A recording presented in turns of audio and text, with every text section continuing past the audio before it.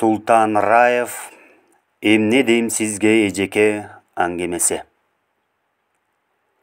Сабактын бүтөрүнө 5 мүнөт калган.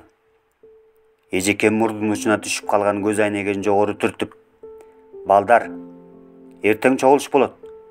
Бардыңар ата-энелериңер менен келишиңер керек. Курулай шылтоолоп, колу бош бой калды, иши чыгып калыптыр" деген сөздөр болбосун, деди. Анан эже мени карап алды да сөзүн улантты. "Асанкулов, сен да эсиңен чыгарба. Өткөндөгү эле шылтооңду койгун. Сүйлөштүкпү?" деп өзгөчө белгилеп койду. Аңгыча коңгуроо кагылды. Балдар жанатан бери ушуну эле күтүп тургандай эжейдин сөзүн аягына чыгарбай бирин жаалап сыртка чуу коюшту. Мен партада көңүл кош турдум.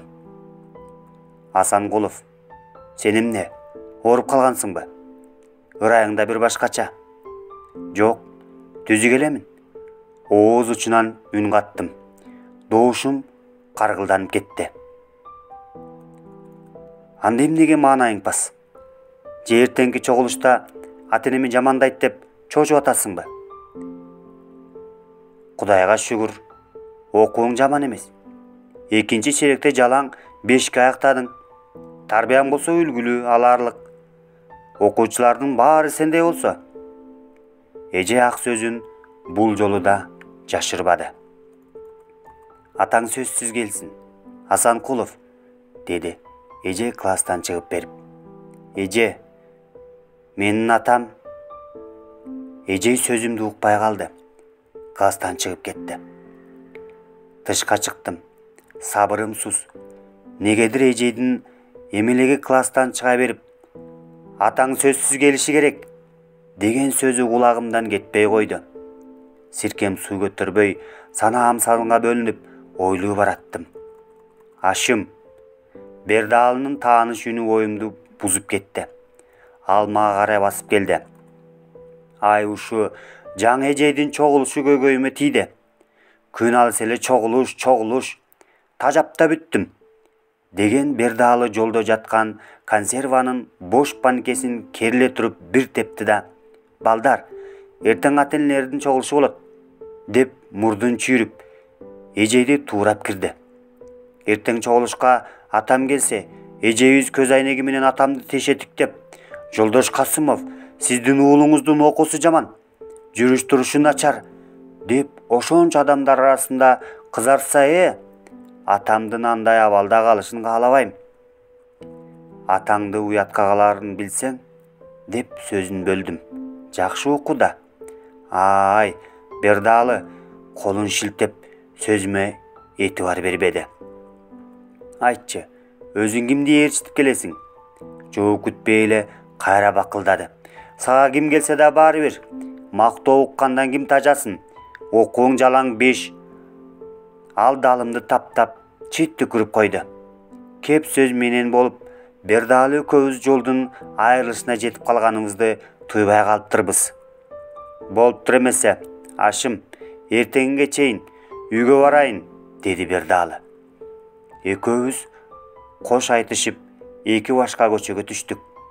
Кыялыма алдан эмелер келип, кадамымды оор адамдагыдай араң шилтеп үйгө кеттим. Атам бүгүн ичпей келсе экен, соо келсе экен деген ой жан дүйнөмдү жанчат. Апам короо шыпырып жүрүптүр. Атамдын мушташынан улам көгөргөн көзүн ириң тээп кетиптир. Апамды ичимен аяп, жүрөгүм сыздай түштү. Кийинки күндөр атам көп ишчи болду. Айыл аксакалдары, тууган туушкандарыбыз жөнгө салабыз дешип, жаман жакшы да айтып көрүштү.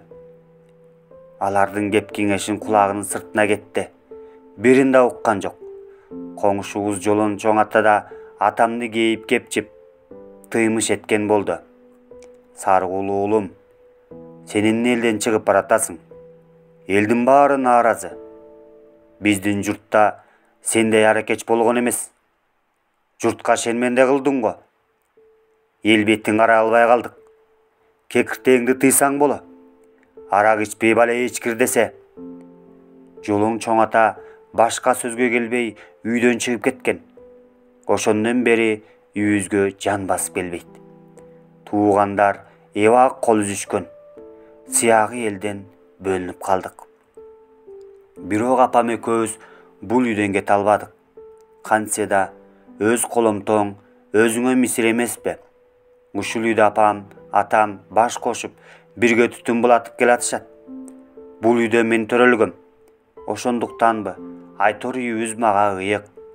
Апа, атам келдиби? Дедим. Жүргөндүр дагы бир жерде. Ичкир. Эмне эле мынча безеленип, келип-келбей атаңды жоктоп калгансың? Апам жактырбагандай ормое карады. Күн алыс атамдын ордугун көргөн апамдын сөзү да кийинки күндөрү ушундай ачуулуу чыгып калган. Кантсин анан? Эртең ата-энелер чогулушу болот экен. Эжейибиз ата-энелериңер сөзсүз келсин деди. Сиз барасызбы? Макул, барайын мектебиңерге. Мага суутуп койгондур. Ушеге өтем менен барайынбы, я? Апам чорт дие кечеги атамдын муштумунан улам көгөрүп чыккан көзүн көрсөттү. Байкабай сүйлөп жибергениме ичимен сыза тим болдум.